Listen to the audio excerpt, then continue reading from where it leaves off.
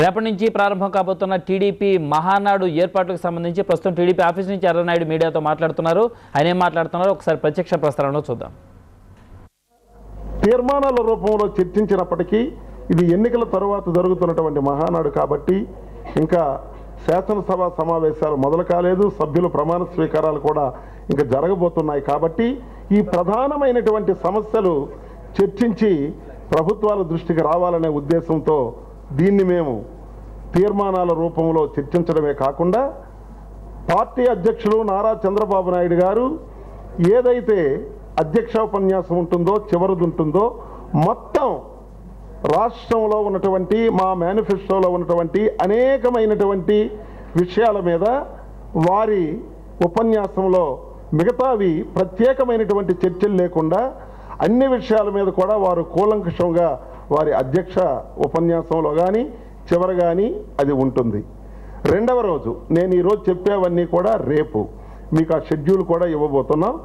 28 ఏదైతే ఉందో ఆ రోజు కీర్తిశేషులు ఎన్టీ రామారావు గారి తాలూకా బర్త్డే కాబట్టి పార్టీ వ్యవస్థాపక అధ్యక్షులు తారక రామారావు గారికి నివాళి అది ఎప్పుడూ కూడా క్రమం తప్పకుండా 28వ తేదీన మొట్టమొదటి తీర్మానం కాబట్టి ఆ నివాళులు అర్పించే తీర్మానాన్ని ప్రవేశపెట్టి చర్చించిన తర్వాత మొన్న జరిగినటువంటి ఎన్నికల్లో మేము అన్ని నియోజకవర్గాల్లో కూడా పూర్తి స్థాయిలో సమీక్షలు జరిపినా సరే మళ్ళీ ఎన్నికల తరువాత వెంటనే జరుగుతున్నటువంటి సమావేశం కాబట్టి మొత్తం సమన్వయ కమిటీ సభ్యులే కాకుండా మొత్తం 10 నుంచి 12,000 వరకు ముఖ్య నాయకులు ప్రజాప్రతినిధులు అందరూ వస్తున్నారు కాబట్టి మొన్న ఎన్నికల్లో జరిగినటువంటి తీర్పు పైన కూడా విశ్లేషణ చేసుకుంటూ మూడవది పార్టీ సంస్థాగతంగా ఏ విధంగా తీసుకెళ్ళాలి, బలోపేతం చేయాలి, ఏ విధంగా కమిటీలు ఇంకా సమర్థవంతంగా పనిచేయాలి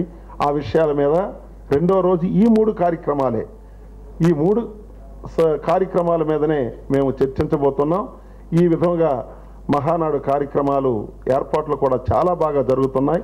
ఇప్పుడే సీనియర్ నాయకులందరం కూడా ఇప్పుడు ఇంపీరియల్ గార్డెన్స్కి వెళ్ళి అవన్నీ చూసొచ్చాం. మరి పాత్రికేయులకు కానీ వచ్చే అతిథులకు కానీ ముఖ్య వ్యక్తులకు కానీ మొత్తం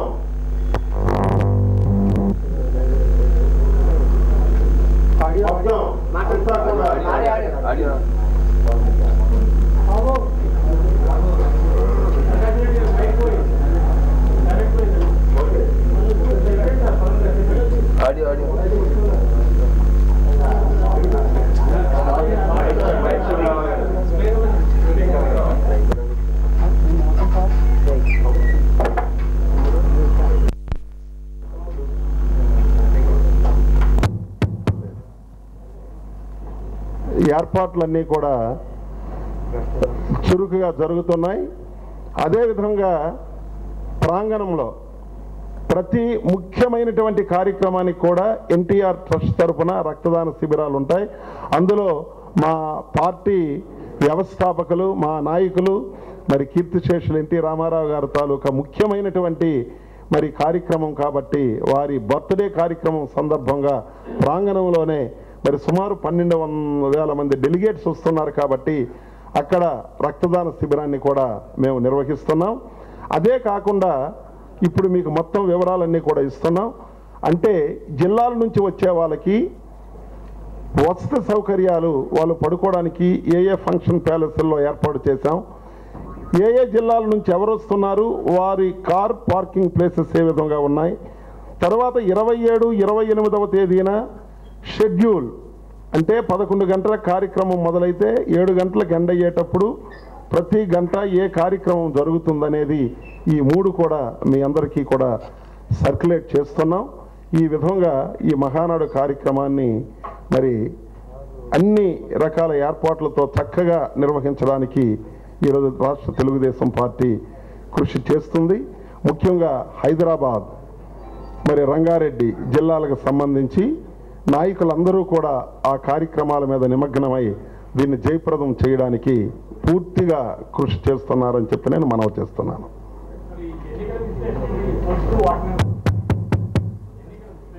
ఎన్నికల విశ్లేషణ అనేటప్పుడు అన్ని రకాలుగా అన్ని విషయాలు కూడా చర్చలు మామూలుగా జరుగుతాయి.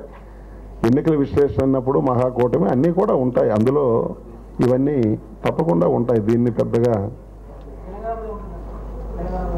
అది ఆల్రెడీ ఇన్ ద మేనిఫెస్టో కాదండి, దానికి చర్చలు ఏమిటి, ఆల్రెడీ పార్టీ నిర్ణయం తీసుకున్న తర్వాత ఇంకా దానికి చర్చించవలసిన అవసరం ఉంది.